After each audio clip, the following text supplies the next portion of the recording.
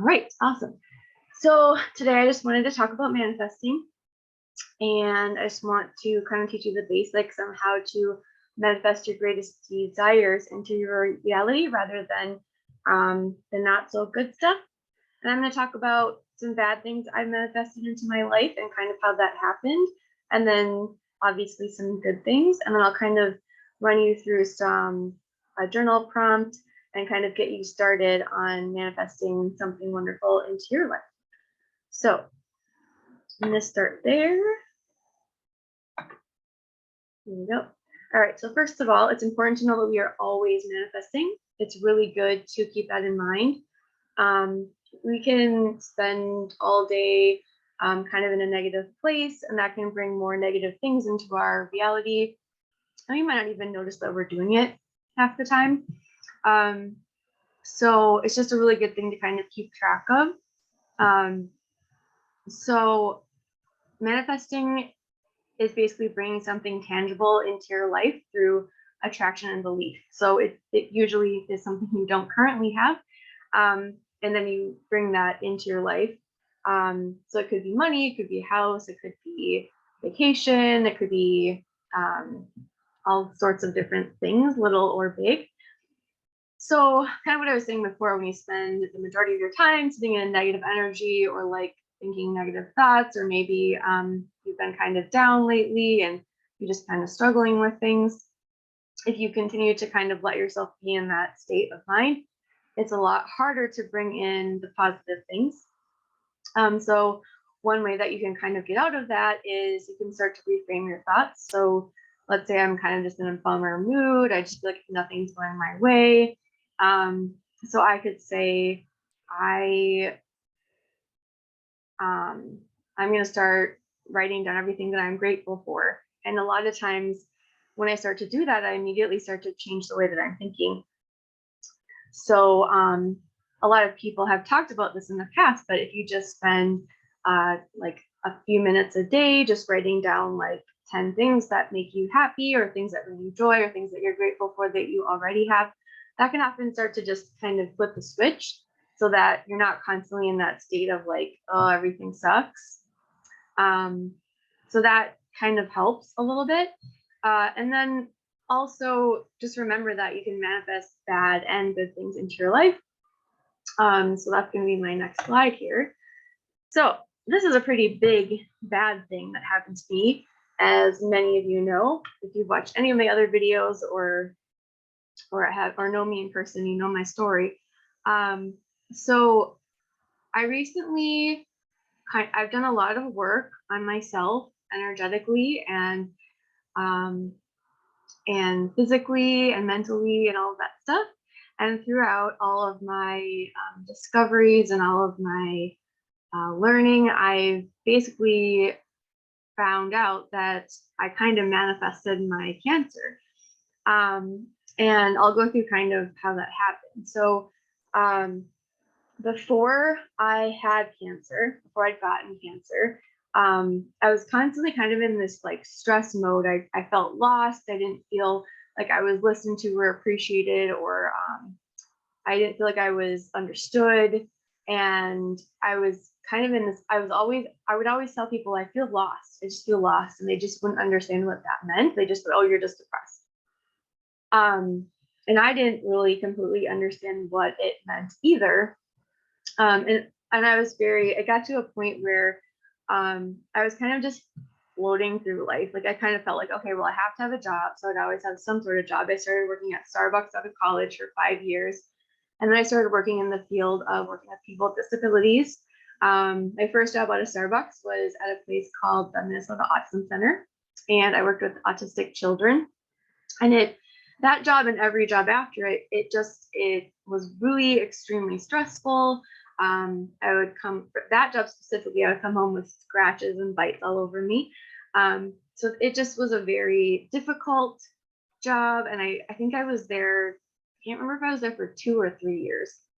But after that, I went to another position that ended up being a toxic job. And I won't go into the details of it, but that position was really toxic for me.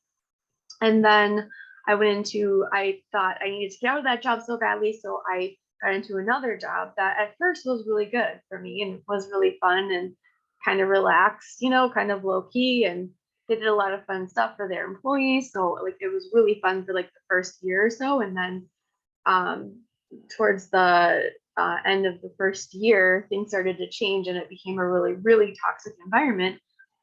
So my stress levels and my depression levels were like basically climbing through this time period. And I just could not, I couldn't figure out what to do. I didn't feel like I could just leave this job, but I ended up being, I'm just gonna say I was pushed out. And everything that happened there was a little sketchy. And so I went into an even more depressive state after that. And it was really hard to just be out of a job and, have been fired for what I thought was like a made up reason. And so it was really, really tough. And I just found myself in a very depressed and stressed state, trying to find a job. I was taking all of these classes at the employment center and just trying to figure out what my next step was going to be. And it took forever to find a position. So that was kind of where all my stress had come from, or that I was kind of just building up all of this stress and depression. And then I finally got a job at a place called, at the time it was called Resource. They changed their name to Avivo right before I left. And they were an amazing company. I loved my manager. Everyone that worked there was amazing. They actually let you leave your desk, but at my other job, they literally would not let you leave your desk. So I could get up, I could go for a walk. They actually encouraged that. So that was really nice. Unfortunately, I had already built up all of this stuff in my body that I was only there for 4 months before I was diagnosed. And after a diagnosis of AML, like you're pretty much at least maybe out of work for months, if not longer, depending on how much treatment you have to have and everything like that. So another thing was that this was before I got sick. I was a huge hypochondriac. So I was always going to the hospital. I always had symptoms, my heart would be racing. I think I'm having a heart attack, or I'd have like a weird pain or headache or something. And it would cause anxiety. And then I would just start to say, oh my gosh, I have cancer. Oh my gosh, I have something. Oh my gosh, I'm having a heart attack. Oh my gosh, I have whatever. Like, oh my gosh, I have MS. I would make up all these things because I would see these diseases on TV shows or in articles or whatever. And I'd be like, oh my gosh, I have that. I have all those symptoms. And so I had just really bad, it was like I wanted to be sick, and I would get sad when they couldn't tell me what it was. Or if they said, oh, you're fine, just go home. Because I started to feel like a crazy person. Like I'm going into the doctor and I'm telling them I have these symptoms and they're like, you're fine. So what was strange about that is that I just didn't even realize that maybe I possibly wanted to be sick because I wanted some level of love and understanding. And I felt like maybe that was the only way I was going to get it. So the other thing is I was eating during this time, and really, I'm probably going to say all my life, I was eating kind of crappy foods and I didn't know it at the time. So, just like a lot of kids, I grew up eating like sugary cereals, mac and cheese, pizza. I really loved my carbs. So I'd eat lots of pastas, tons of bread, things like that. A lot of my food was really processed, so it had lots of chemicals in it. I would also had no idea that there were chemicals in like makeup and body products and things like lotions and body washes and stuff like that. I never knew that. Some of you, this might be news to you too, but I never realized that those things had that were a problem. And your skin is like your biggest organ, so it sucks up all that stuff and it goes into your system. So I didn't know that. I was using all the products that had all the bad stuff in it. I also didn't know that dryer sheets are bad for you. They have lots of weird chemicals in them, and you get the stuff from the dryer sheets gets on your clothes, and then it gets on your skin, and therefore gets on your body.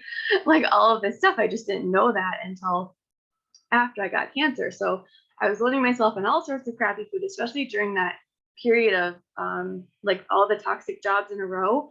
I was literally eating crap every single day. Like I can't tell you a day I probably ate something super healthy. So I was just eating a ton of having a ton of chemicals in my body, eating crappy food, just not even realizing it. So that was all happening. And then like I mentioned earlier, like I just had this desperate need to feel understood and loved at all levels. I just didn't understand how to get that. So it was like I really felt like the only way I could get that was if I was sick or suffering. And I remember in my teen years, I would even like fake cry and stuff for attention.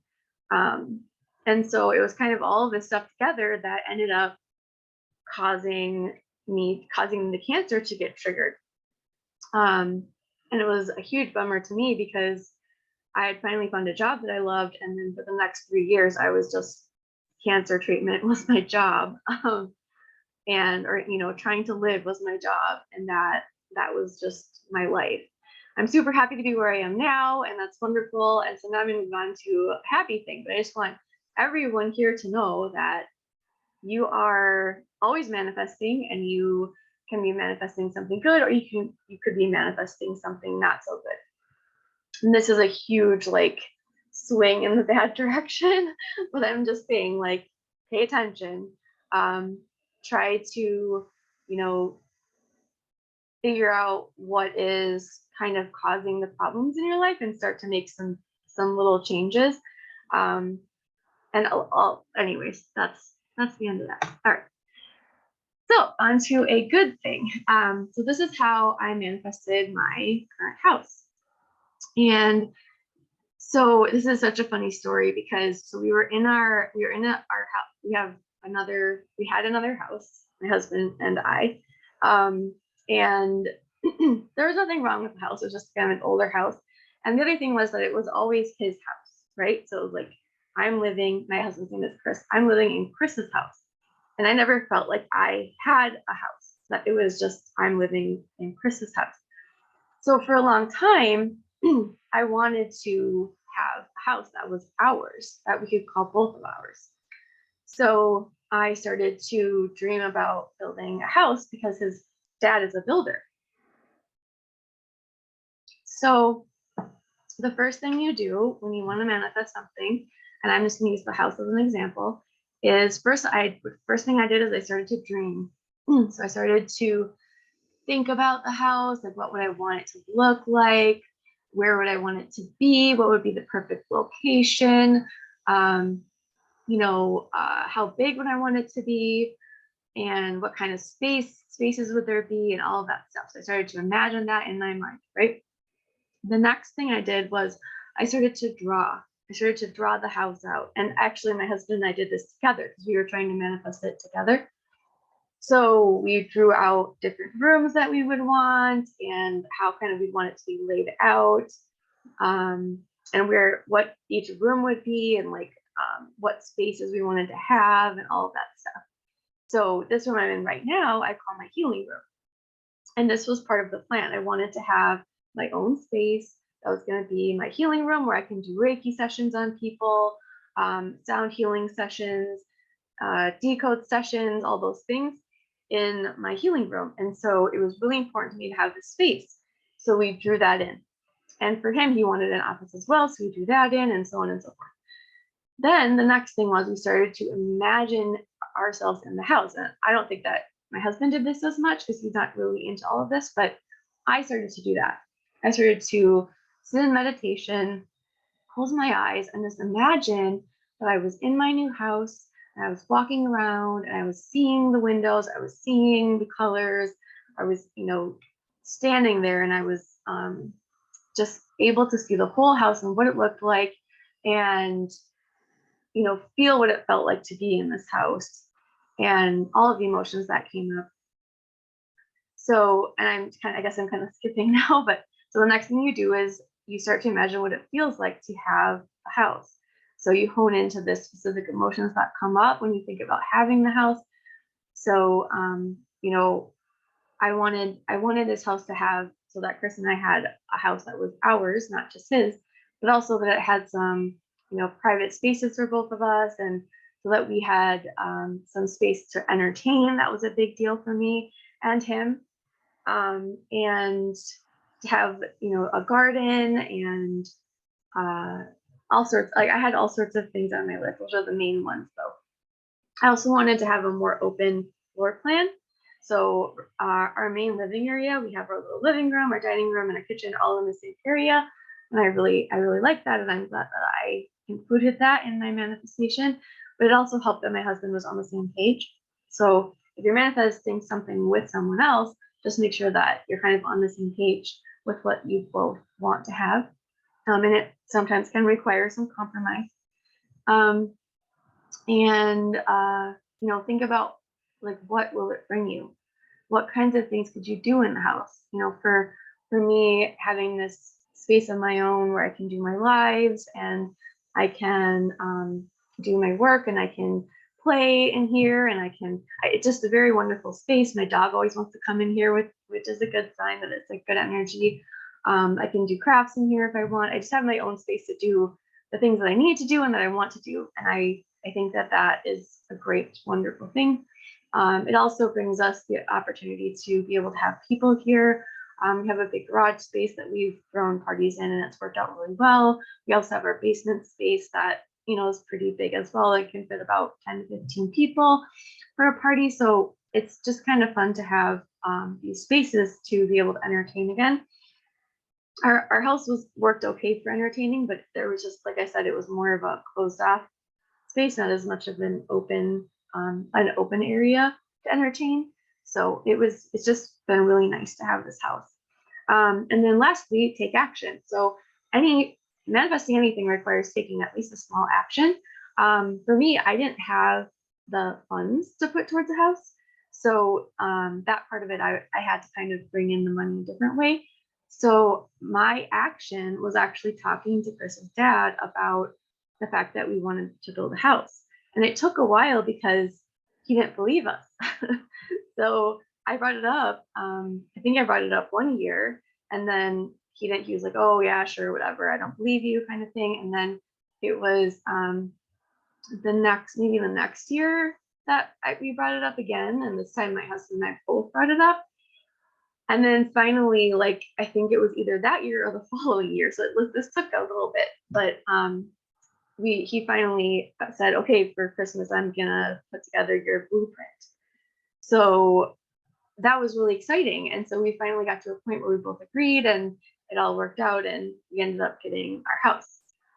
So it was a pretty wonderful journey. However, like I mentioned, it did take a little while. So it kind of depends on your situation and how serious you are about it as to how quickly it will come.